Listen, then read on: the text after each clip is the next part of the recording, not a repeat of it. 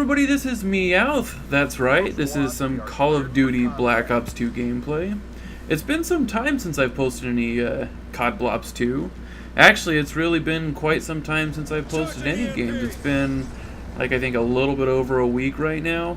Just been really busy with work, and thankfully, Wallguy's been able to pick up the slack for me. So, anyway, I finally got a little bit of free time, got some time away from work, so I've been able to make a video. So, real quick, I wanted to thank you guys for being awesome. The last time Wallguy asked for 70 likes in a video, you guys managed to come through, you guys pulled off 70, and you blew right past it. We're up to 80 something likes on it now, and we definitely appreciate that. That really helps us out actually tremendously. And we were just hoping to go for 70, which is pretty close to our record. And you guys just blew right past it. You made it our new record, and I'd like to thank you guys very much for that. Let's see if we can hit 70 again. Just go ahead and click that like button right now, and you too could be part of the awesome club. And if you're new here and you want to see more content to this nature, then feel free to press that all magical subscribe button. And we'd appreciate that too. So I want to say that I have somewhere around, I don't know, 40 hours or so of game time in Call of Duty. But I don't know exactly how much it is. Anyway, in all my time playing this, I haven't really made a point to try to level up any of my guns. And the reason for that, of course, is because normally the way that I like to play these games is actually to get comfortable with the game first before I start moving on to a different type of weapon that maybe has a different feel. And it's finally happened. I'm finally starting to feel like I'm comfortable with the game and how it plays, and I'm starting to move on, starting to level my weapons. I want to goldify some of my guns now. And the current gun I'm working with is the Vector K10 here. Now, I know I don't have a ton of time or anything playing this game, and I don't have a lot of time to commit to it either, but I would definitely like to get back and play it just a little bit more than I've been able to, especially with the release of the most recent expansions and everything. I don't have them yet or anything, but I've seen some of the levels. Wallguy has them, and some of them look really awesome. I'd like to get a chance to play them. I'm actually most likely looking to get them in the next couple of weeks or so.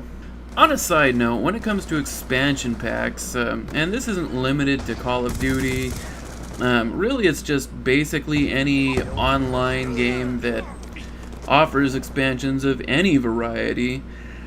I really would like to see a change in how they release these particular expansions. The thing that I really dislike about the current system for releasing expansion packs is the fact that you actually have to go out and individually purchase whichever expansion pack that you want that has, you know, whatever 2 or 3 maps that it is that you want.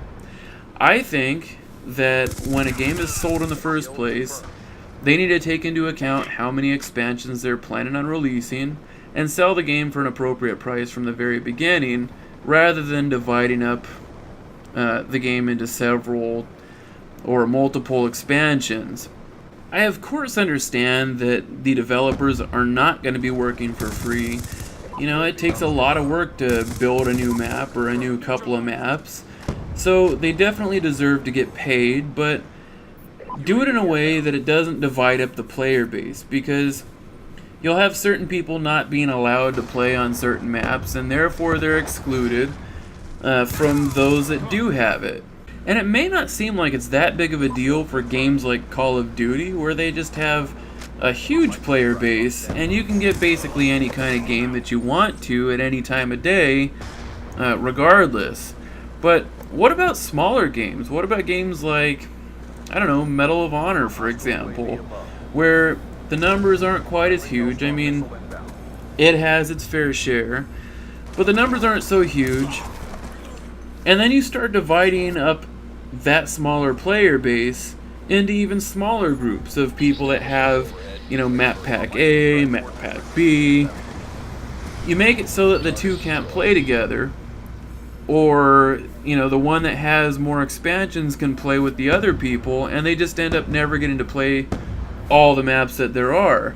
This is the kind of problem that could eventually lead to the downfall of a game, because you'll have the players that have all the expansions that'll never get to use them because they can only play with the people that don't have them, because there aren't that many people to play with. And since they can't ever use the expansion that they purchase, that they spend their hard-earned money on, they decide they actually get bored of the game because there's not as much to it as they would like. Now, the other people that don't have the expansions, they ultimately decide they don't want to play a game that they keep getting dropped out of. And they're only getting dropped because they don't have these particular expansions. So I really think something needs to be done about that. Anyways, that's one hell of a side note.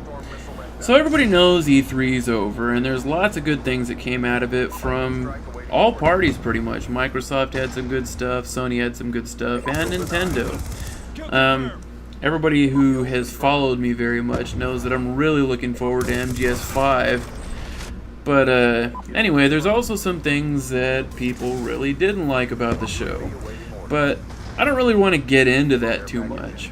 I'd really rather talk about the hyper-realism that's taken over our video games. Now, it's okay to give a realistic run speed and different run speeds for different classes, because it adds diversity to the game. Makes you really think, what is it exactly, what kind of equipment and attributes do I need to accomplish whatever goal it is that you gotta accomplish, you know, whatever opponent you gotta fight. Also, things like bullet drop are really badass. That's another realistic aspect that I like that they added in, because it adds to the complexity of the game, makes it a little bit more challenging, so you actually have to calculate where you have to aim to hit exactly where you want. It's not just a point and click type game.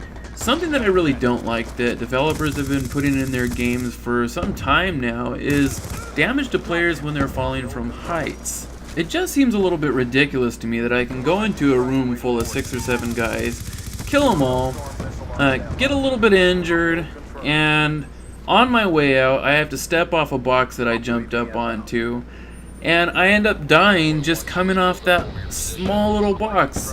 One of the most annoyingly frustrating events that have happened to me while playing Medal of Honor 2010 is getting involved in a massive shootout where I run out all my ammo, all my weapons and everything are gone. So I gotta turn tail and try to find some ammo, try to do something. And on my way out, it's not a stray bullet or anything like that that kills me, but tripping over a crack somehow it does it. It's just frickin' stupid. I just gotta ask myself, what would John McClane of Die Hard do? Would he say, "Oh crap, there's a curb, I guess we're all gonna die"? Another thing that really annoys me in games is when they give you a limited amount of run time before your player gets tired and just can't seem to run anymore. We all really assume that our character is some military-trained elite badass, and the militaries that I know of actually train their soldiers to have a little bit better endurance than being able to run, I don't know, 7 to 10 steps and then getting tired and having to stop.